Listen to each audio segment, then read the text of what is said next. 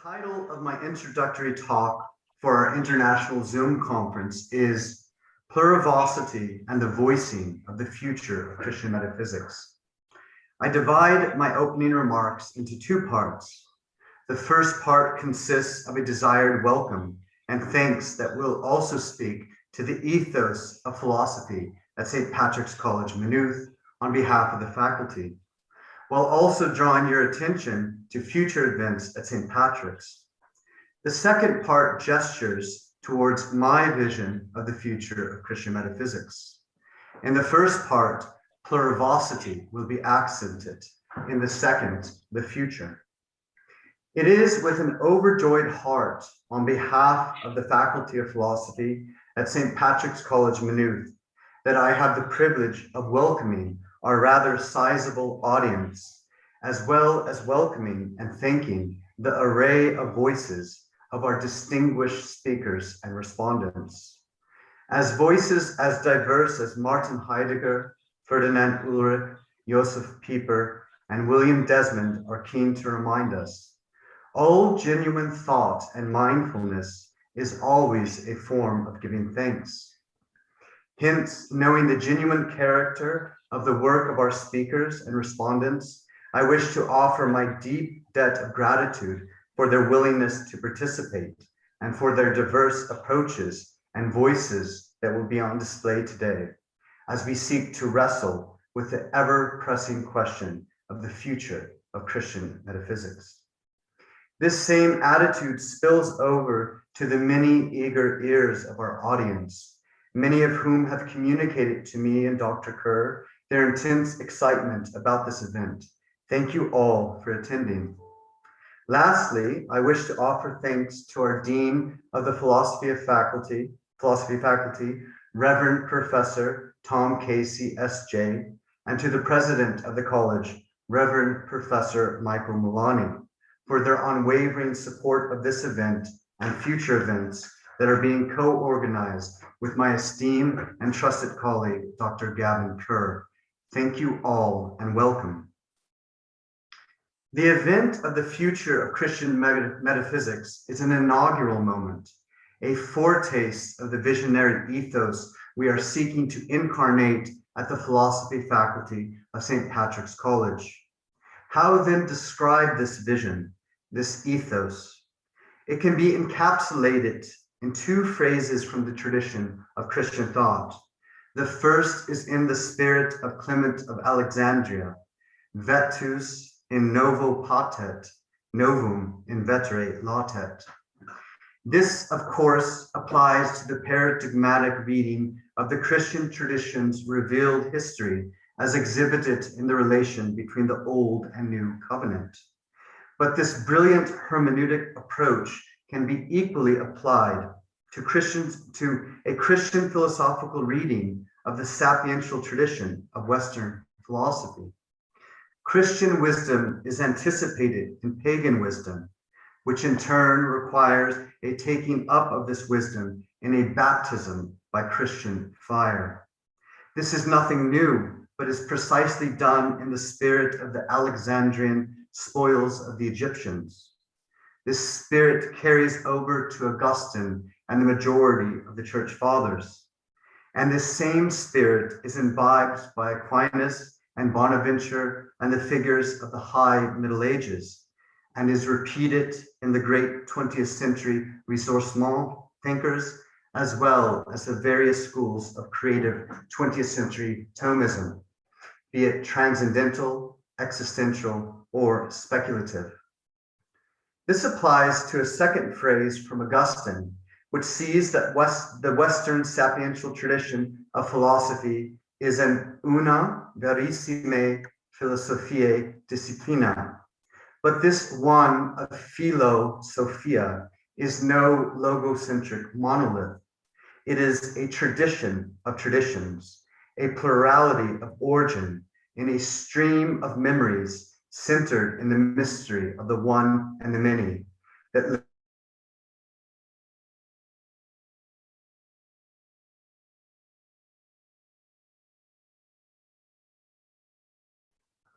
This tradition, to deploy a celebrated line from Augustine analogously, is ever ancient and ever new, in which one enacts an ars memoria of the tradition, which seeks to blend the voices of the past with modern and contemporary voices.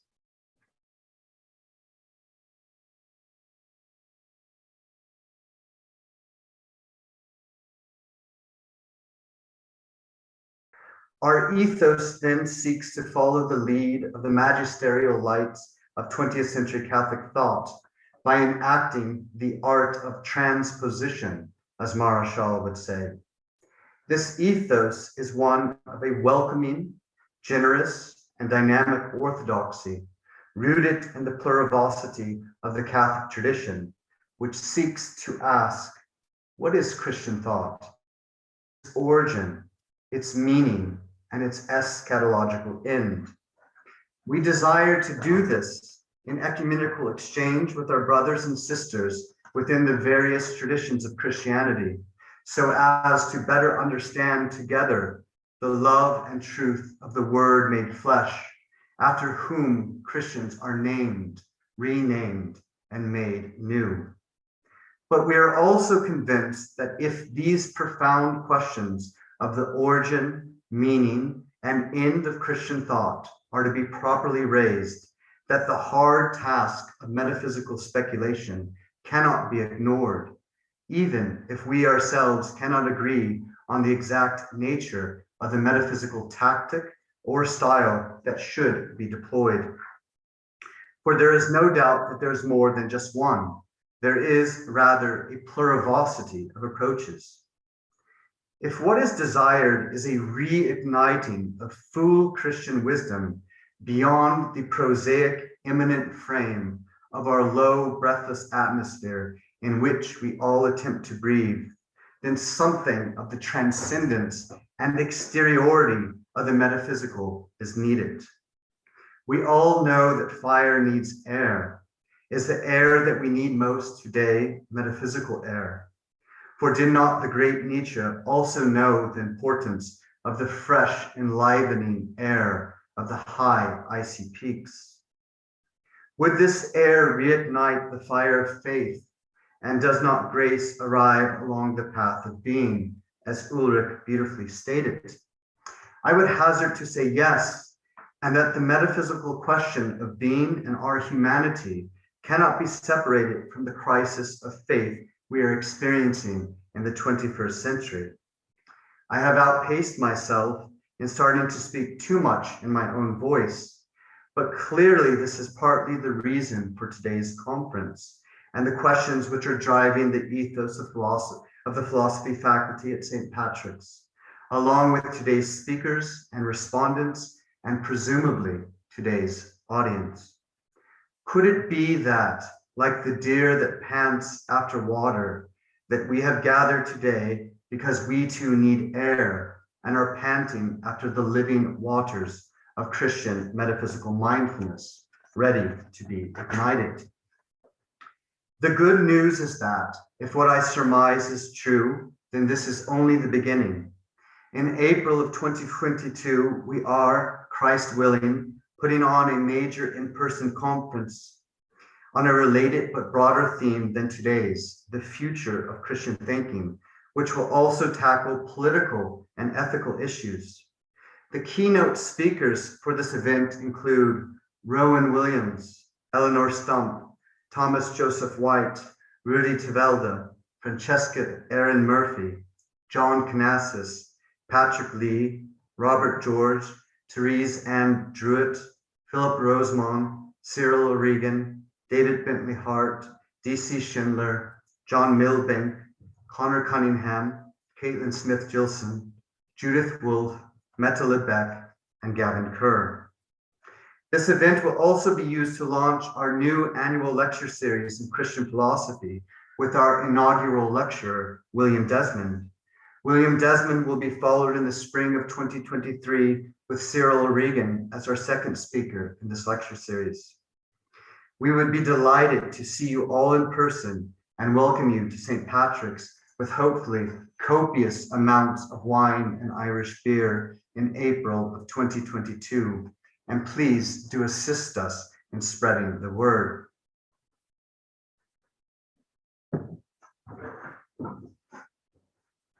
Part 2.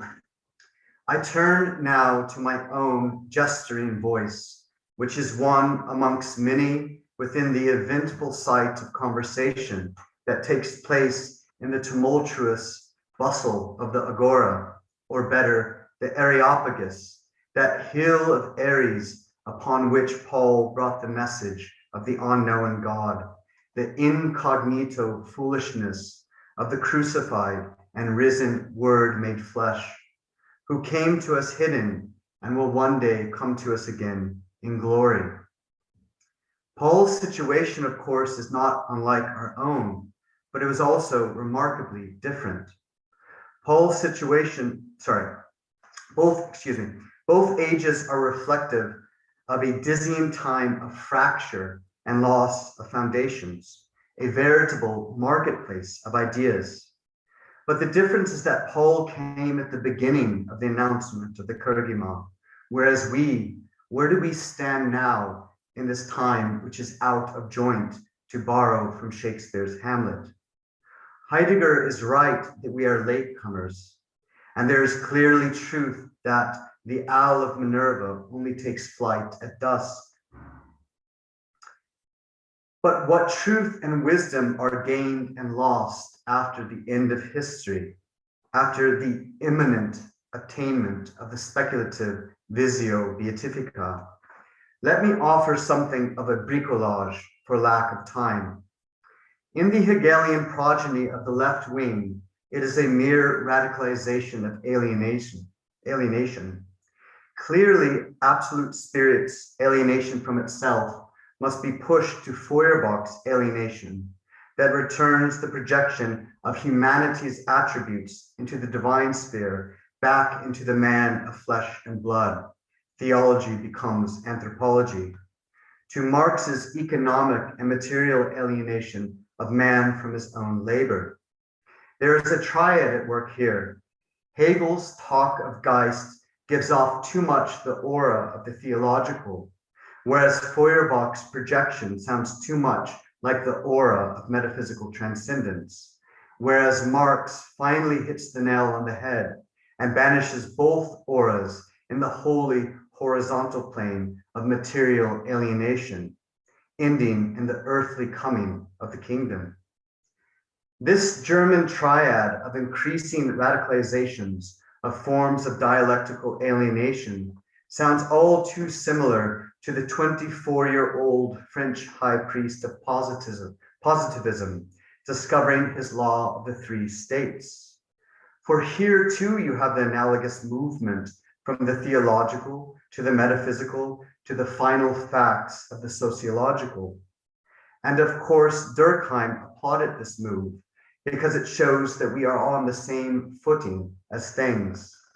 Is this not also why the late Comte would begin to fetishize the primitive fetish religions and the affective, and that he saw positivism as this fulfillment?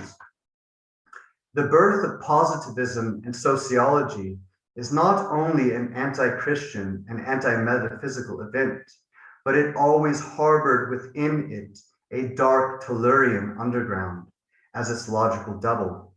It is no accident that behind the founding of Georges Bataille's College of Sociology, a hero of which was Durkheim, laid his real obsession, namely the founding of a secret society which would refound the sacred through an actual human sacrifice. There are never only facts, but also always interpretations, and metaphysical transcendence reemerges even if it is inverted into the dark Dionysian chthonic energies. In speaking of the Dionysian underground, I must not forget to mention the great Nietzsche. His tragic wisdom too sought transcendence, even though he would deny its vertical reality. The youthful Nietzsche of Schopenhauer as educator sought the great transcendence of the philosopher, artist, and the saint. And in the latter, he rightly sought the reconciliation between being and knowledge, which in a Christian view is ever the end of the imitatio Christi. But how did this end? Nietzsche is no doubt a saint, and I mean this in all seriousness, because as Girard saw, what is great in Nietzsche is not that he got anything right, but that he paid so dearly for being wrong. Like his follower Bataille, he too wanted to reintroduce sacred violence, not through the sacrifice of another, but through his own, perhaps not unlike Kirillov of the possessed. He sought a non-ritualized Dionysian transcendence. This is why the opposition, Dionysus versus the crucified, ended in his last letters with both Dionysus and the crucified. So the opposition is done away with. Reconciliation of being and knowledge here ends in the tragic madness of nocturnal undifferentiation. But this collapse was rooted in an attempt to institute a sacred time and higher history where within the cycle of eternal recurrence, the order of Antichrist seeks to chase Christ away, as Deleuze both knew and applauded. After this bricolage, I ask again, where are we after the Hegelian end of history, after the owl has taken flight? My answer, we are in an apocalyptic space or spaces, and we need an apocalyptic Christian wisdom, as I have argued in Reimagining. The aforesaid instances of post-Hegelian thought are what de Lubac rightly calls forms of immanent mysticism that seek to positively replace Christianity, because as Comte knew so well, something is not fully destroyed unless it is replaced. To seek to refute these organic and constructive, yet mystical forms of philosophy by mere logical rebuttal is folly. Rather, the full visionary, aesthetic, integrative, and dynamic expanse of the Christian mysterium must be unfurled. This unfurling is inseparable from a robust Christian philosophy of history that is metaphysically calibrated and reads philosophical modernity with Shivara, von Balthasar, and Ulrich as pseudo-theology. There has been the great reversal of the spoils of the Egyptians. The coffers of Christian mystery are plundered in a metaleptic rewriting of the Christian story, as O'Regan has masterfully shown. There is no pure philosophy in modernity. It takes a stance positively, negatively, and indifferently to Christ in the one transnatural and concrete historical order that is situated in the theologumenon of sin and redemption. Here, as Balthasar understood, nothing less than the pleroma of Christian wisdom will do, as we are not playing conceptual and univocal games. We are dealing with doppelgangers, counterfeits, and countervisions. I suggest some basic traits of philosophical modernity. With de Lubac, that it must be seen as a denial of mystery. With Balthasar, that it is the eclipse of Christian glory. And with Schmemann, that it is the denial of authentic worship. This apocalyptic reading shares elective affinities with volumes 4 and 5 of Balthasar's Theodrama, Bulgakov's reading of history in The Bride of the Lamb, Eric Peterson's Witness to the Truth, and Girard's reading of modernity as an apocalyptic time of prolonged stasis. In a word, the spirit and vision of my proposal is Johannine. What is the answer? The future of Christian metaphysics. I hear whispering into my ear the insidious word of the Grand Inquisitor. 1,500 years since Christ has come and not returned. And now 2,000. But I also hear a counterword to the Grand Inquisitors, the ending of Solovyov's short story of the Antichrist. And I see the counter image of Rouault's depiction of Pascal's Christ in agony until the end of the world, which is the very image of this conference. The answer, Christ, the one who was, who is, and who is coming. The only one, as Holderlin evocatively said. We must, with Klaus Himmerle, go in search of what is metaphysically distinct about Christianity in this vesperal hour. This search will lead, I contend, to the Christian mystery of the Analogia Intis. This mystery, as Shivara and Ulrich intimated, deeply evokes Christ. These intimations are made fully explicit in Balthasar's formulation of Christ as the concrete Analogia Intis, or in the words of Rowan Williams, Christ, the heart of creation. All metaphysical desire is confronted by the Mysterium Crucis, and one may only pass over into this mystery of mysteries through the eventing gift of metanoia, through which is revealed the whole truth of the double gift of creation and recreation, being and grace, in the light of the Trinitarian backdrop of all of being and history. History is the record, the arena, the drama of created freedom's response to the apocalypsis of uncreated triune love revealed upon the cross, wherein being is unveiled as commercium and kenosis, as the transubstantiated communion of agape. I will develop my apocalyptic recasting of the Analogia Intis centered in the Lamb slain in my 2022 paper, Analogical Apocalypse, Metaphysics as Trinitarian Response.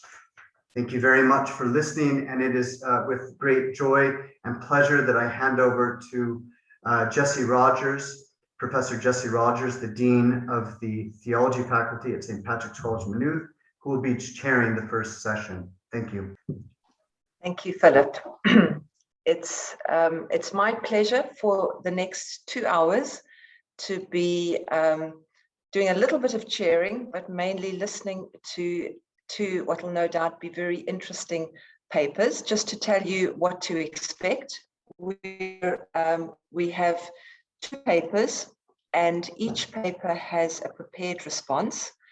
And so we'll hear the paper, we'll hear the response, and then, time allowing, we'll take questions. And the questions, we'll be asking you to type your questions into the chat.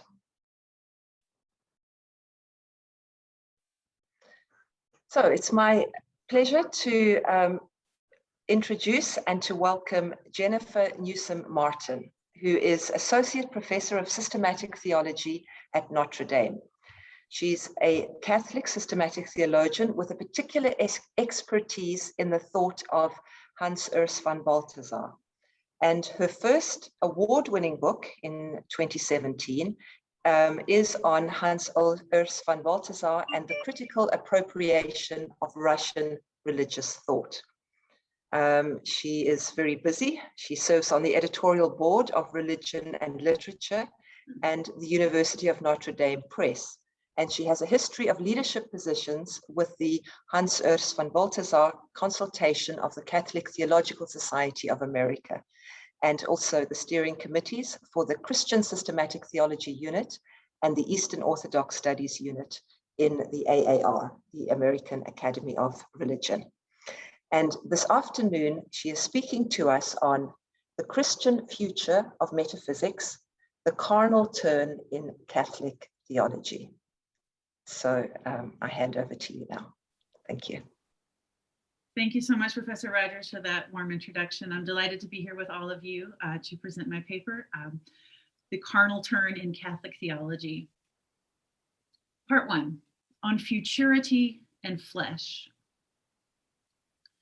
To speculate upon the question of the future of metaphysics, Christian or otherwise, turns out not to be a species of prognostication, haruspex, divination, prophecy, forecasting, or auguring about how the discipline will develop over the next decade or century.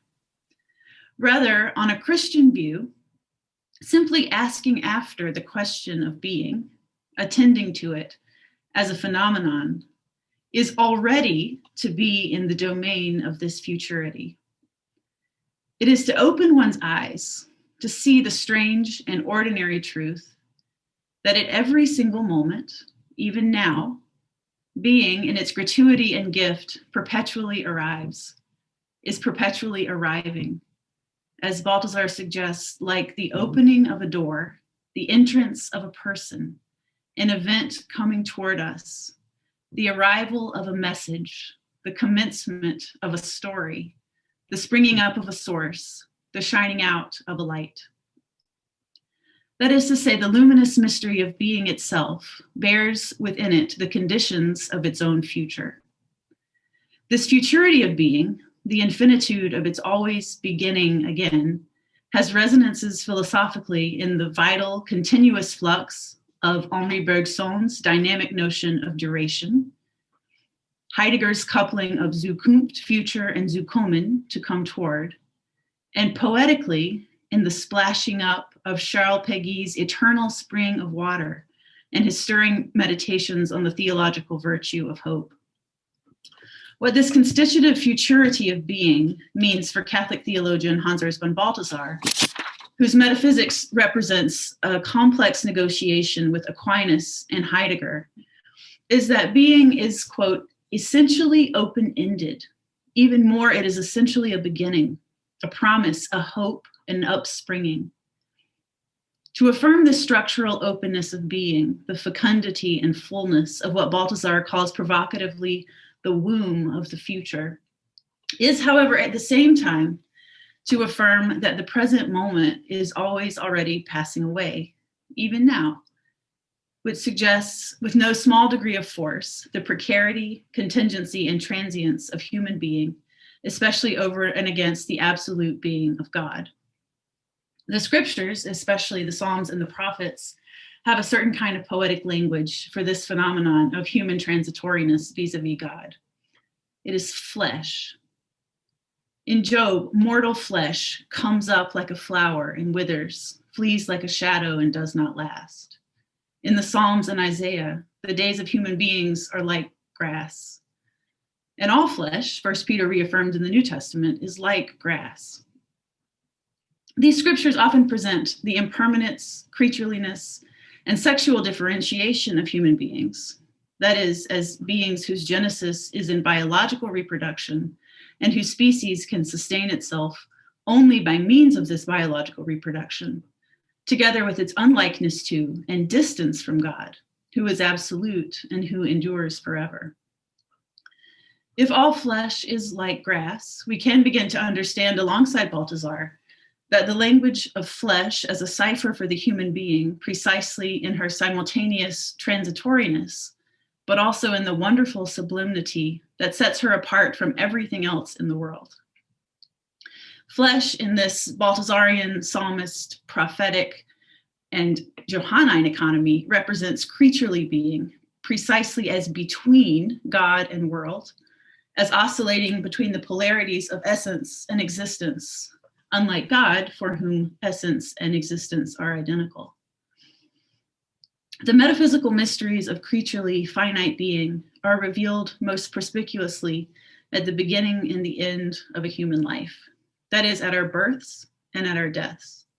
Those bookends of existence, which emphasize, in no uncertain terms, human contingency and transience, as well as the mysteries of being, which lie beyond our being born and dying.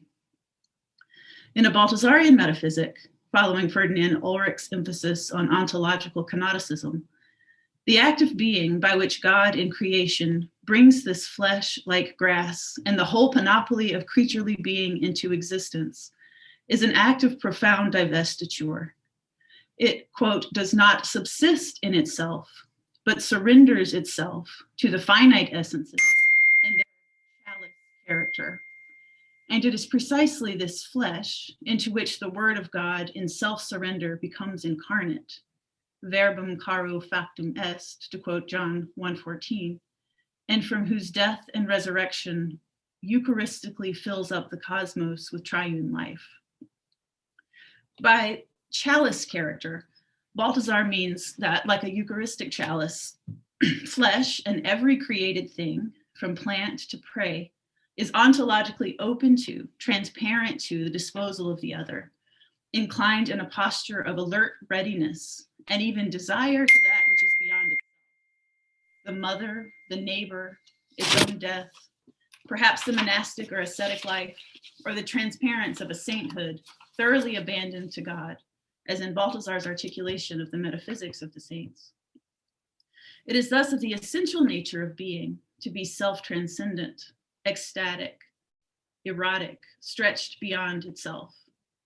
Contrary then to those who would argue that being is a constricting category and thus an inappropriate ascription for the divine, the self-transcending donative nature of being means, as D.C. Schindler has rightly pointed out, that, quote, thinking God in terms of being is not in the least restrictive because, strictly speaking, there is nothing at all restrictive about being, end quote. So it's in all these respects that I'm interested in exploring the possibility of a Catholic metaphysics that might be properly described as a carnal metaphysics. That is a realist metaphysics of flesh. If flesh names the fundamental physical and temporal transitoriness that is often the basis of human unlikeness to God, the ever greater dissimilarity in the classical formula for the analogia entis. The carnal, or the flesh, as I'm deploying the term, is not exactly the same as the facticity of embodiment, but includes within it also the advent posture of structural openness to futurity and ontological promise. This sort of Christian metaphysics would thereby not exclude, but would rather embrace and even centralize the body, history, time, becoming, sensuality, eroticism, aesthetics, language, contingency, precarity, development, growth, and organicity, as it refuses an essentialist metaphysic given to stasis and concept over movement and mystery. What ultimately will make this metaphysic Christian is its Trinitarian and Christological foundation. First, that creaturely difference is grounded in the plenitude and freedom of intra-divine relations. And second, that the scandalon of the incarnation of Christ renders Christianity distinctive. Only Christianity, as Balthasar puts it, has found, quote, in the flesh, in the mortal, Eucharistic, mystical, resurrecting flesh, the unsurpassable end of the ways of God. By carnal turn, I have in mind specifically the kind of metaphysical thought represented by the poetry and prose essays of Charles Péguy, especially as he took up something of the vitalist metaphysics of Henri Bergson, as well as will already now be obvious, and which was probably obvious before I started, the thought of Hans Urs von Balthasar, who engages both Bergson and Péguy quite positively. Péguy is nothing if not a poet and a philosopher of the flesh. Another version of this paper could have traced such connections between thinkers like Péguy and patristic figures like Tertullian or Irenaeus, as charted in the work of Emmanuel Falk. In Péguy's poetry and prose, there's nothing which is not radically mediated through carnality, through, quote, a certain corpus, a fleshly form of actualization. The incarnation of the word is the real inscription of an extraordinary narrative into the language of flesh with the syntax of bodies, wherein the eternal is written into a world of fecundity, of carnal perpetuity, the infinite introduced decisively into the temporal and the fleshly. For Péguy, the spiritual and the carnal are neither antagonistic nor externally related, but rather are mutually conditioning, eternally interleaved and interpenetrated one with the other. His work on time, history, and becoming was deeply influenced by the metaphysics of Henri Bergson, most evident in his final set of texts, the conjoined notes on Bergson and Descartes. 1914 and 1924, respectively. Despite titles which might indicate otherwise, both texts are apologies for Bergson's thought and represent a poetic Catholic extension of Bergson's distinctive notion of pure duration, a nonlinear, indivisible, mobile, and metaphysical reality where being is not static, but a pulsating, dynamic mobility and multiplicity of qualitative states, past, present, and future. Péguy's work can be said to represent an inversion of the classical metaphysical enterprise to what has been called a metaphysics of the body and of history. With Péguy and Bergson playing more of a supporting roles, I'll privilege Balthasar's theologically inflected, biblically informed ontology as emblematic of the kind of thinking that is metaphysically serious and which seems, at least to me, to have a genuine future in Christian discourse moving forward. The particular promise I see in Balthasar's metaphysics rests both in its insistence upon the unique obligation for not just theologians, but all Christians to be metaphysicians, as well as the myriad ways, both Trinitarian and Christological, in which his thought not only affirms, but also centralizes flesh, where flesh is understood biblically as the human experience of finitude, temporality, contingency, and the need to sustain itself through biological reproduction, but as indicative not of the human unlikeness to God, but rather the precise site of imaging intra-Trinitarian, intra-divine difference. It's worth noting here that to consider Balthasar's metaphysics is to be engaged not only with its mixed reception of Heidegger, but also with such luminaries as Ferdinand Ulrich, Erich Schwara, and Gustav Siewerth. Their influence upon Balthasar's metaphysical program is inestimable. In his foregrounding of the disclosive nature of truth as aletheia, finitude, radical openness, and Gelassenheit, there's Heidegger. The sense of being as love, as both self-divesting or kenotic and beyond poverty and lack, and which is unfolded in the human being, in Ulrich. His centering of the structural polarities of creaturely being and the preservation of the goodness of finitude, Schwara, and the Trinitarian ground of the positivity of difference, Siewerth. I suspect that at least some of these interlocutors will appear in the next set of papers from my esteemed colleagues, John Betts and David Schindler. Part 2, Christianity must be metaphysical. In Balthasar's judgment, rendered decisively against Heidegger's bracketing of being out of Christianity as undesirable, theology is incomplete without metaphysics, and metaphysics is incomplete without theology. The path to being, he writes, is the path to God. While metaphysics and theology are non-reducible one to the other, in Balthasar's epilogue, for instance, metaphysics is construed as the threshold and biblical revelation as the cathedral. There's always a mutually informative relationship between them, and the properties of being opening out from the philosophical upon the theological. Metaphysics gestures toward, points to its final fulfillment in revelation. All that is said about absolute beings, epiphanic self-showing, self-giving, and self-saying, is perfectly fulfilled only in the word of Christ. Thus, the theologian must be a metaphysician. A metaphysics closed to the possibility of theology distorts its own object of inquiry.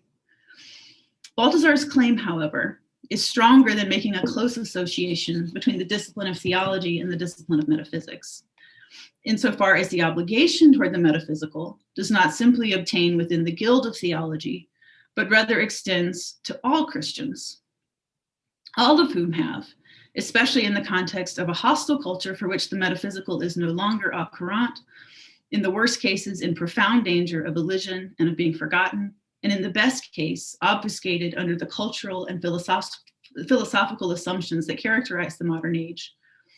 The responsibility not only to contemplate the mysteries of being with wonder and gratitude, but also, quote, experience the presence of absolute love, and himself to actualize it and make it visible within his love for his neighbor, to love the other with a love not one's own.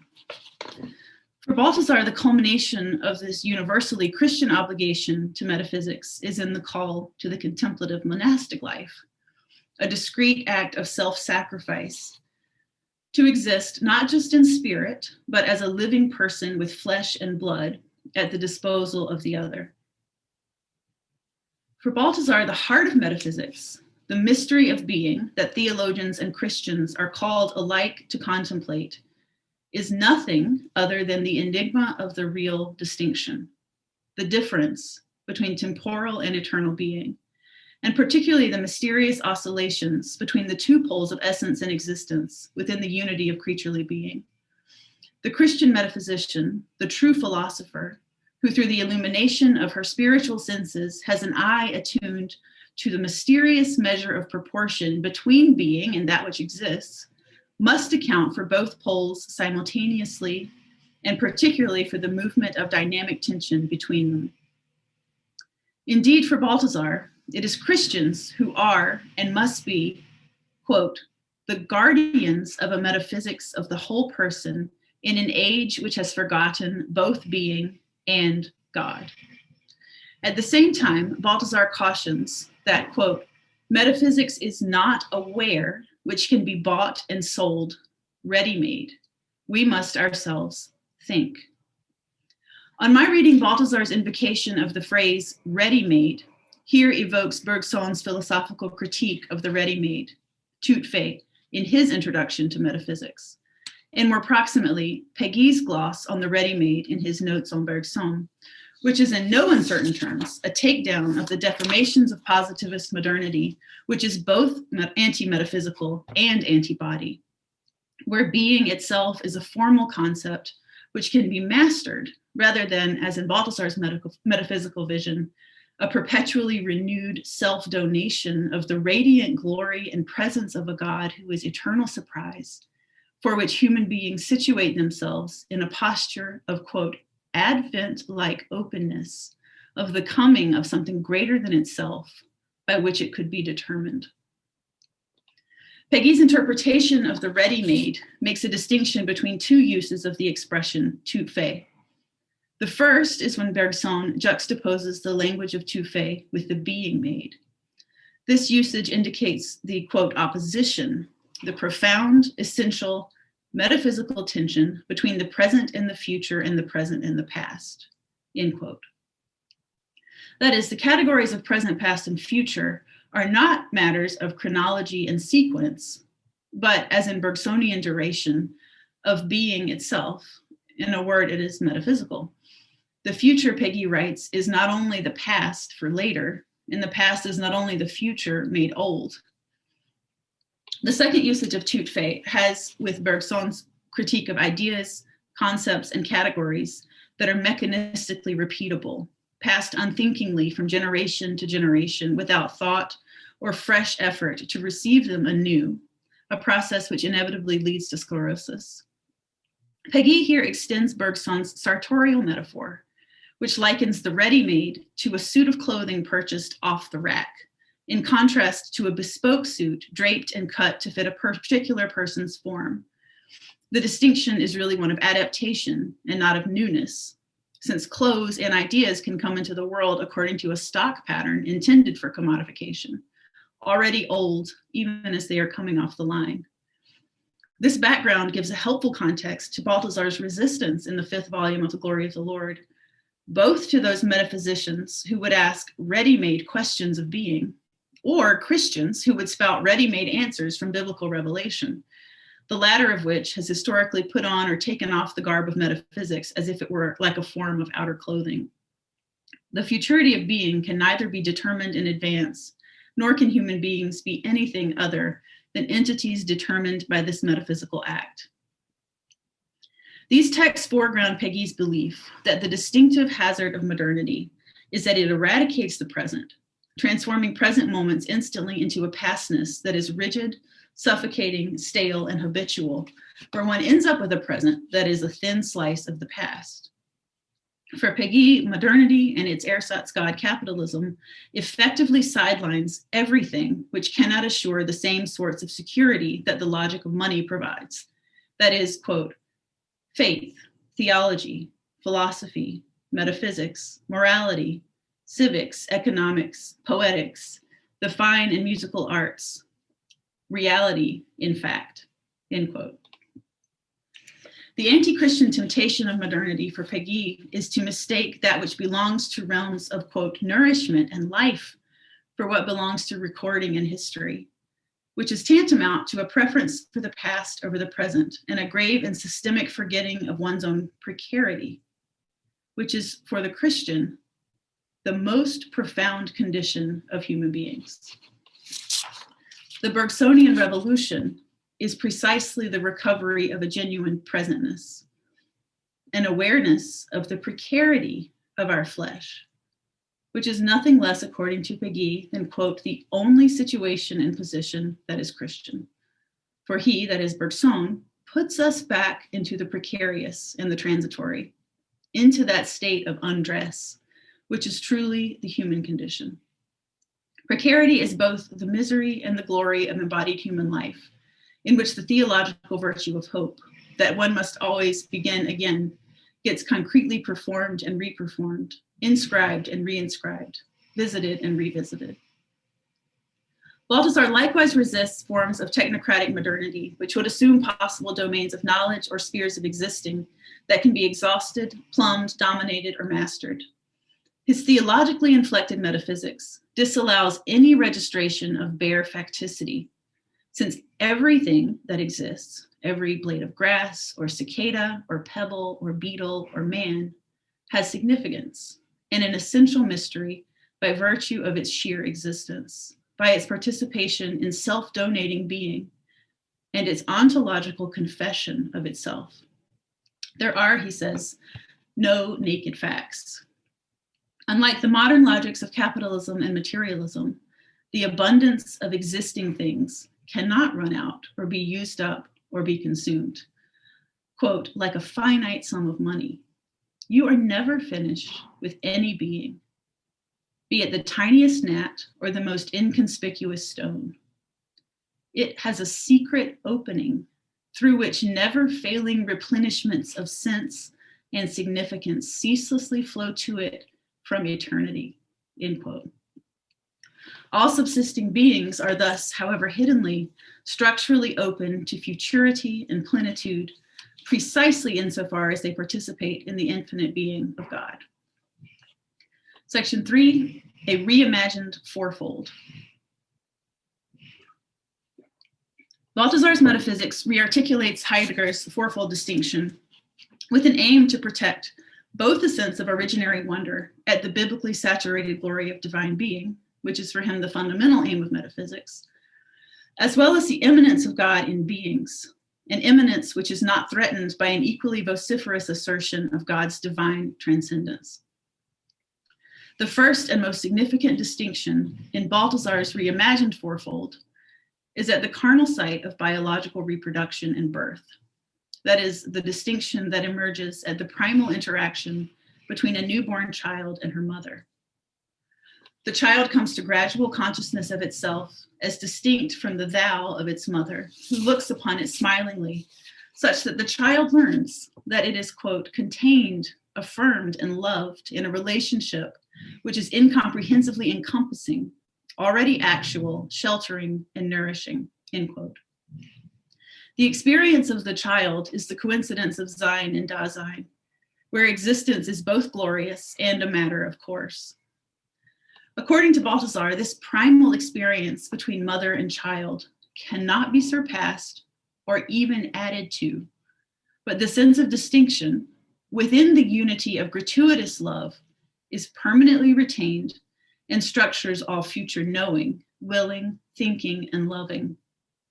The child's witness to the enveloping smile of the mother is the realization of, quote, the dawning of being in my own eye and thus in all beings. This elementary insight that I am, that is, in and thanks to being, yet am not being, but only one existent. I am existent, who belongs to being, am given custody of myself by a pronouncement of being, Needless to say, this pronouncement is not an audible word. The whole even occurs in the most profound silence. Yet it happens in such a way that awakening to my being present, Dasein, I understand and receive myself as an expression of being as a whole, as a gift put into my own hands, a gift that I did not give myself. So much so, in face that this gift is identical to my being present, end quote. This first distinction, thus, is the occasion for realizing an openness toward the originary giftedness and wholeness of being, for coming to know oneself as one fragmented existent among other fragmented existence, and for understanding the structures of being as in the domain of self-gift and loving relation rather than concept in the ego. Balthasar's second distinction between being and the sum of all beings, such that the collective can never equal the wholeness of all being. And third distinction between beings and being, where being as an essentially kenotic phenomenon is dependent upon existent, subsisting beings for its realization, such that there is always need for a certain corpus for being to manifest itself, means that philosophical and theological wonder must be, quote, directed at both sides of the ontological difference, end quote. Balthasar's primary concern in this discussion is to preserve the radical freedom and gratuity of God vis-a-vis being, to disentangle the being of God from nature and all forms of necessity and determinism. One of the most important moves that he makes here against Heidegger is the assertion of a strong distinction between God and non-subsistent being. God as absolute being in possession of an absolute freedom is thus not identified with non-subsistent being, but rather is its ground, as well as the ground of the form of subsistent existence.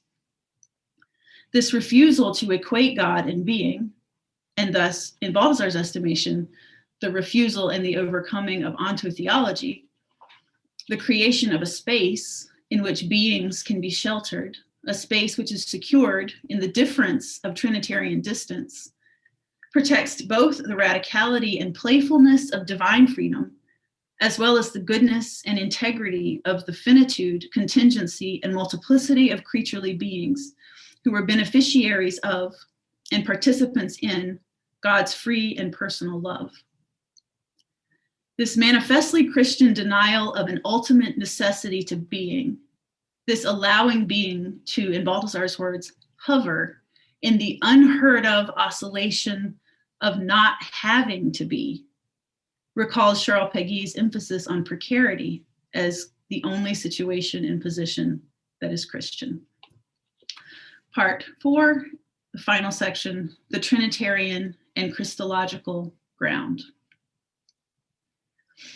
Within the idiosyncrasies of a Balthasarian metaphysic, the non-identity between essence and existence of creaturely being marks not just unlikeness, the ever greater dissimilarity of the analogia entis, but rather a likeness grounded in the intra-divine difference of the Trinitarian relations, which serves again to safeguard the positivity of finitude. That is to say, for Balthasar, all difference in worldly being is rooted in the intra-divine difference. Here, of course, the notion of the polarity of creaturely being between essence and existence is fundamental, and of course, Shavara is decidedly in the background. The mystery inheres precisely in the reciprocal tension between the two poles. For Balthasar, as well as in the metaphysics of both Bergson and Péguy, the oscillations of creaturely being in its non-identity between essence and existence have very much to do with the phenomena of history, transience, and time. On Balthasar's interpretation, this means that the temporal quality of creaturehood, of flesh, belongs to the core of the creature's ontological makeup, and that a philosophical analysis of time is the most adequate entryway to a living, concrete, and understanding of the real distinction. That is to say, rather than human contingency, temporality, transience, and the unstable flux between creaturely beings' essence and existence being allied to a human unlikeness to and distance from God, insofar as the creature is composite, whereas God is non-composite or simple, Balthasar reads this non-identity positively, reflection, a likeness, an imitation of eternal being, precisely in its reflection of the vitality, potency, and dynamism of interdivine difference within the identity of the Godhead.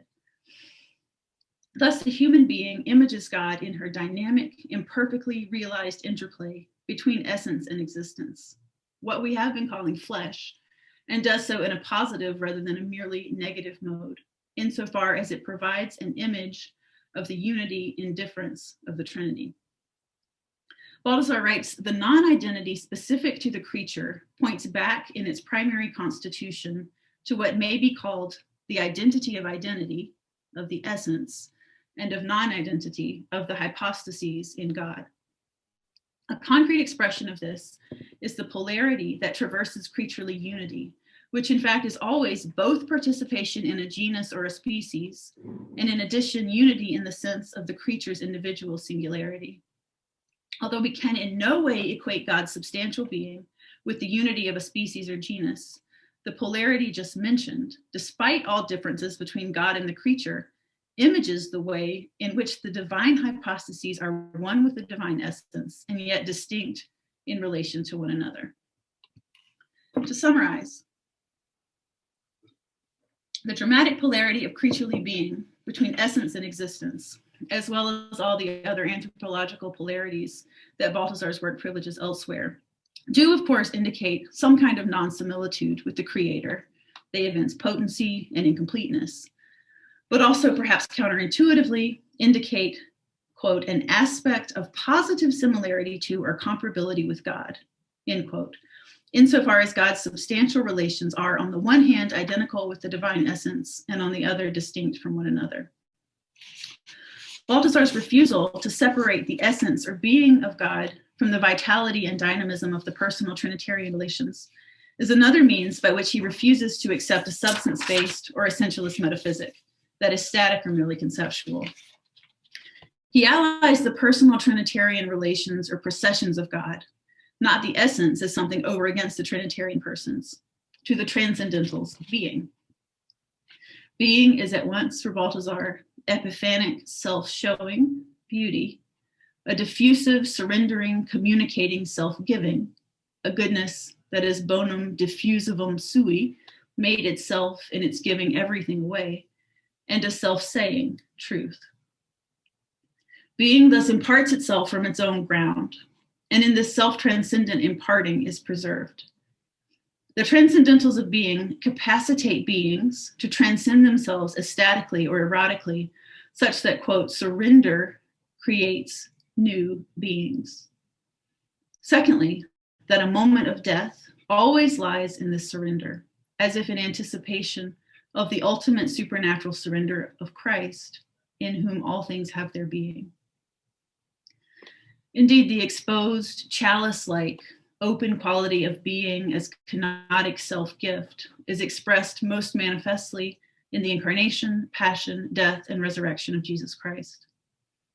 That Christ lived and died with such radical openness to the Father is perhaps cause, as Balthasar proposes, to prompt the metaphysician content with the ready-made to ask himself whether he already thinks and inquires sufficiently openly, or whether perhaps he has come too quickly to an end. Moreover, the scandal of the theological end of the metaphysical act is that all that has been said thus far of the divine self-divestitures of metaphysical being culminates in the expression, gift, and enunciation of the Christological, quote, right here, right inside the course of world history, in the encounter of living bodies, end quote. For Christ to be enfleshed, is the precise expression of the self-divestiture of divine being. In his flesh, Christ is, quote, nothing but the Father's word given away to the world. It is what was from the beginning, what we have heard, what we have seen with our eyes, what we have looked at and touched with our hands. 1 John 1:1. This verse comes to life in Péguy's poems, where the flesh of Jesus is touched by the hands of Simeon. Quote, as one holds up an ordinary child, a little child of a family of ordinary men, with his old tanned hands, with his old wrinkled hands, with his poor, withered, and puckered up old hands, with his two shriveled up hands, with his two parchment-like hands. Christ has given his flesh to the discretion of the least of the soldiers, to the discretion of the least of the sinners, and is distributed daily by our sinful hands in the Eucharist. The Eucharistic pouring forth of divine being manifest in the Word is the same simultaneous poverty and fullness of being into which creatures in their flesh are drawn, who by the ecstasis of finitude, quote, through dispossession and poverty, become capable of salvaging in recognition and affirmation the infinite poverty of the fullness of being, and within it, that of the God who does not hold on to himself, end quote. This Eucharistic character of all being culminates in the birth, death, and resurrection of Christ. And though human flesh is thrown, it is also a flesh taken up by Christ and a flesh resurrected. The resurrection of the flesh is the metaphysical vindication of the body, and that which finally secures all the limitations and exigencies of creaturely existence within God's eternal being. But the Christian confidence in the resurrection of the flesh by no means suggests that the transitoriness and precarity of earthly existence is somehow illusory or unreal. The future of Christian metaphysics must be decidedly opposed to what might be called an existential docetism. No, the sense of our lives as steadily being undone, like Bergson's coil gradually unrolling or thread unspooling, is a genuinely metaphysical and theologically significant experience. Indeed, one that for Balthasar is necessary, so that in, quote, the pouring away of the substance of our lives into nothingness, it may be the vessel that receives the infinite pouring away of God, end quote. Though all flesh is grass, it is the resurrection of the flesh which surmounts the natural problematic of God and creature through the sphere of God's free self-portrayal in the finite substance, in order to arrive precisely in this way at a deification of its essential limitedness that does not destroy nature. The light of the resurrection decisively reveals the hidden openings to futurity and mysterious depths already present in flesh, insofar as it reveals the nature of being in and as a prodigiously enveloping personal love, which encloses and thus entirely transfigures all that is finite, fragile, temporal, and carnal. Thank you. Thank you, Jennifer. I see there's already a couple of questions coming in, but we're going to launch this period now of engaging with Jennifer Martin's paper by calling on Caitlin, who has prepared a short response. Thank you so much. What to say of a remarkable presentation such as Jennifer Newsom Martin's, which has the power to transgress the boundary between fallow concept and present flesh as vitalizing signatory of genuine transcendence. In her writing, there is something reminiscent, yet exceeding the innermost motivation of the metaphysical poets, Jordan and Marvel, who use a radical heterogeneity, a yoking together of incongruous ideas to create a violence, a surprise, an oddness, which enunciates the truth in the rare form of the true, not in empty truisms and disintegrating absolutes. The whole wealth of existence, nature, art are ransacked to express that which is beyond expression, not because it is flimsy and conceptually airy, but because flesh itself is both precarity and carrier of the divine. The poet John Cleveland, in his hecatomb to his mistress, quote, "Call her the metaphysics of sex. She's the very rule of algebra," close quote. Here, concepts that do not go together somehow more than go together, and they are placed in their trembling odd tension. We are transported in flesh to the altar of Eros. Newsom Martin's work lays the blueprint for a genuine radical metaphysics, where she prophetically unites those things that for so long could not go together, or could only go alongside one another. Those things we have been taught to leave as separate spaces of identity. Oh, but they do go together so far more than we ever knew. D.G. Leahy once remarked that to be taken up in thought with the transcendental essence of existence is a new occupation for thinking. It is so occupied through that essence, whose appearance is the essence of history. With Newsom Martin, are we not enraptured?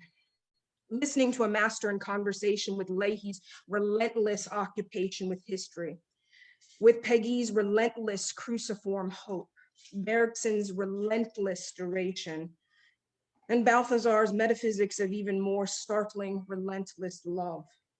We come to realize with Chivara and Ulrich and Aquinas, as he is in the Contra Gentiles, that to see, quote, something of the loftiest realities, however thin and weak the sight may be, truly is the cause of the greatest joy. The Christian future of metaphysics, the carnal turn in Christian theology, has four intensifying movements. On futurity and flesh, Christianity must be metaphysical, a reimagined fourfold, and the Trinitarian and Christological ground. The language here is erotically saturated with the type of directionality that understands human futurity, not as a category of some bifurcated and ontic state outside or ahead or just beyond us, but within the intimacy of the sheerly given present, as flesh. And I think the key here is simultaneously being re-infleshed in every act of our beings.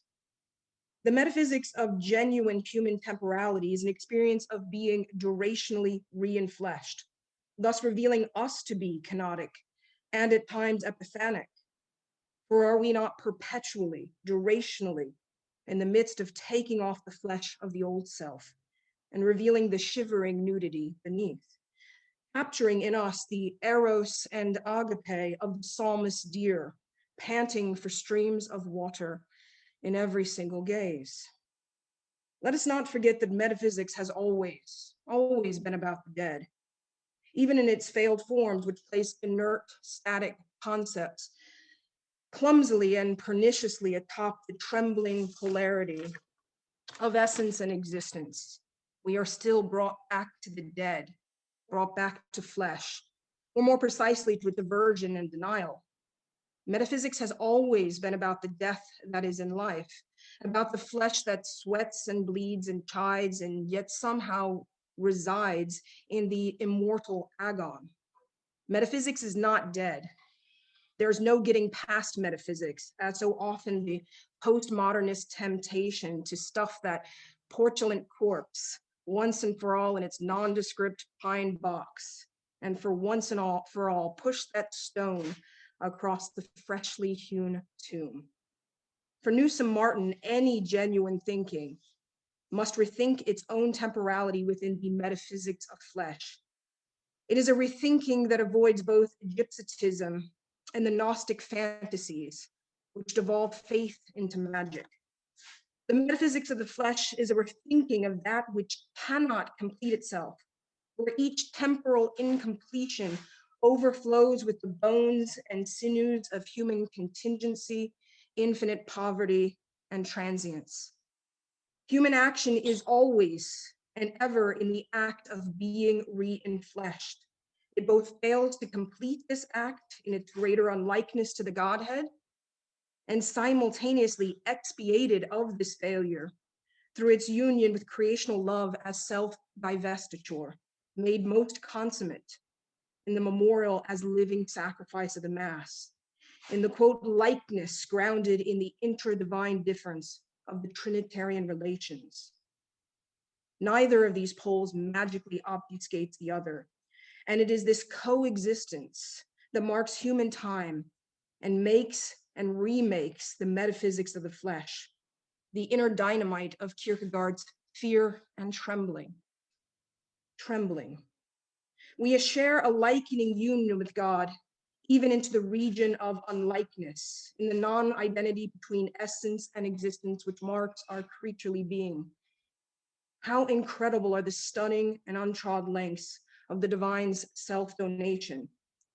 Newsom Martin's magnificent insight into the future of Christian metaphysics reveals the startling depths of Ephesians 4:22 through 24, where we are to put off the old self and put on the new self, created after the image and likeness of God. Have we for too long reduced those lines only to a moral or social affectation? Newsom Martin knows them to be far more than that. Her metaphysics of the flesh asks us to be in the image and likeness of the infinite being who is both beyond image and likeness and who became flesh for us. If this is true, then the flesh is being re-enfleshed through every act of creaturely being.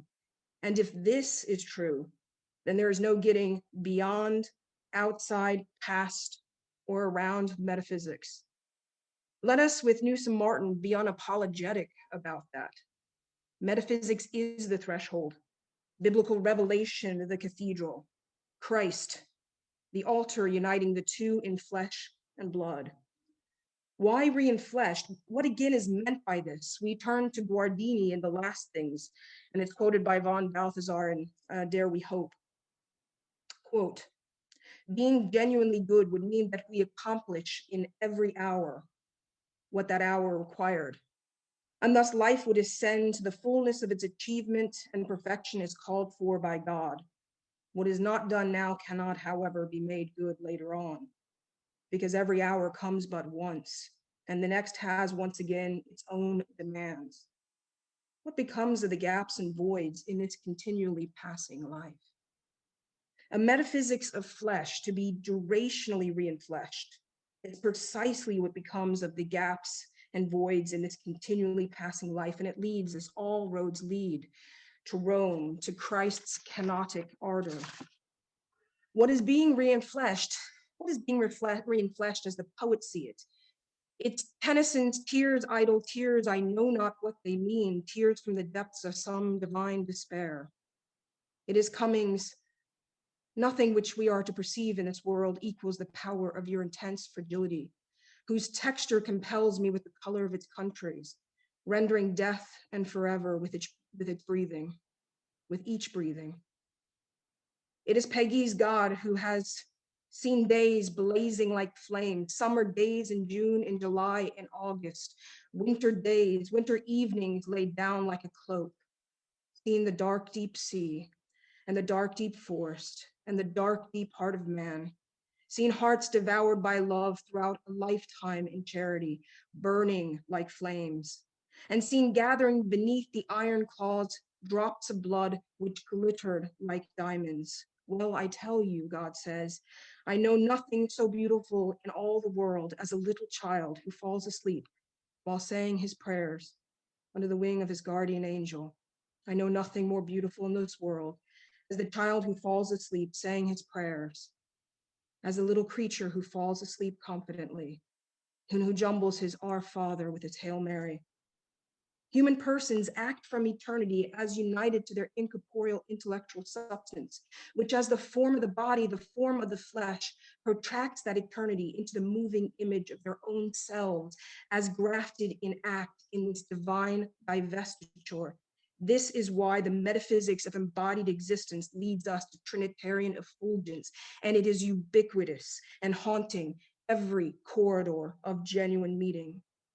Newsom Martin's paper is a tour de force. It transports us dramatically, clearly, and unabashedly into the question of the Christian in Christian metaphysics. The Christian is no more to be sidelined as accidental, adjectival, or even adverbial. We are to extinguish the degenerating little intramural caveats of a metaphysics strangled by categorical monotonies, which downgrade the timeliness and the urgency of the flesh. The Christian in Christian metaphysics is something unsurpassable that requires not only the last of the metaphysicians, but every person to rethink their temporality within the flesh and blood of the cross.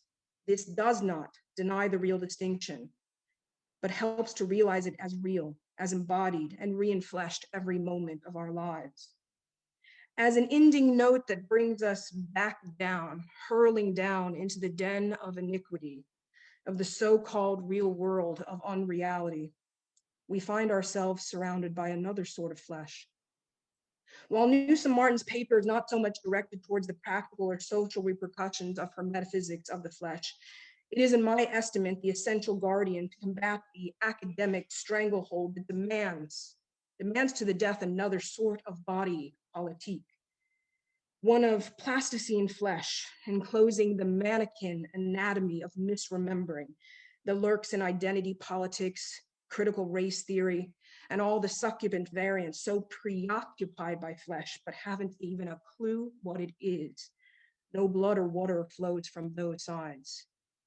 Newsom Martin's paper is chiefly important, for it is beautiful and good and true. And beauty, we must believe, is salvific. Alas, my son, alas, my son, alas, my son who on the cross had a skin as dry as bark, a faded skin, a wrinkled skin, a tan skin, a skin which cracked under the nails.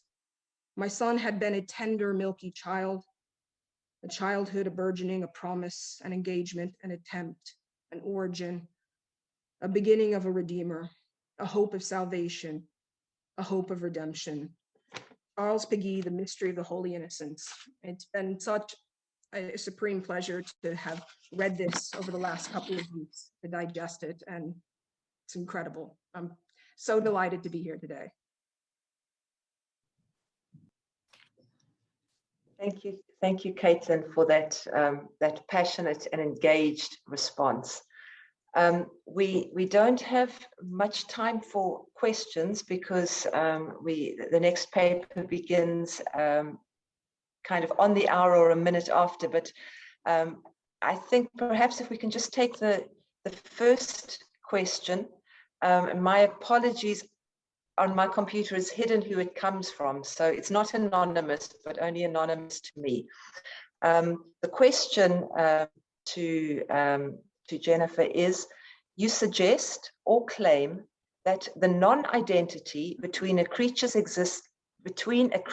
essence and existence requires the Trinitarian relations. I don't understand why this must be the case. Why must it be a trinity of divine persons? Couldn't a Muslim theologian claim that the non-identity between divine attributes do exactly the same job that you think the relations between divine persons does? It seems like if one is going to accept your argument, one only need to hold that there is some sort of non-identity in the ultimate source of all finite things. Please explain why you think the peculiar relations between divine persons are required for there to be a real distinction between creatures' essence and existence. Thank you. Scott, I believe Scott Williams' question. So I will try to respond in 45 seconds, which I think is all I have. But I think what I would point to, at least for someone like Balthasar, it's not merely the non-identity or the that is a sort of an uncreated being that has distinction. It is that that this divine being is precisely that it's personal. It's precisely that the person as relation in the Trinitarian persons has not just non-identity within a kind of identity, but also an infinite freedom and an infinite kind of self-divesting freedom, right? So, the sense for Balthasar is that the love and being and freedom are kind of all of a piece, right? And so I think it's not merely the distinction of properties, as in the case of your question with the divine attributes, but it's proper distinction that is in relationship of love and which sort of canonically extends itself to include all of creation and all difference. So that's just a gesture at a question. Unfortunately, we're out of time. Saved by the finitude, right? Saved. Thank you. That was a very quick and detailed answer for such short time. So thank you for that. I know that there were other questions that haven't been answered. Our apologies for that. If there is time at the end of this session, we may go back to that. So thank you to Jennifer and to Caitlin.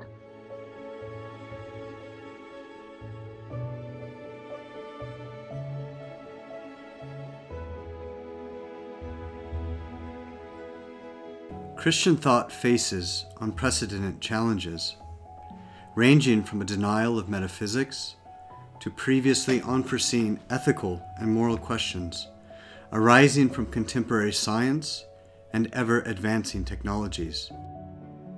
The theme of our 2022 conference, The Future of Christian Thinking, seeks to think from out of these unprecedented challenges, while simultaneously straining to look into a nebulous and unforeseen future.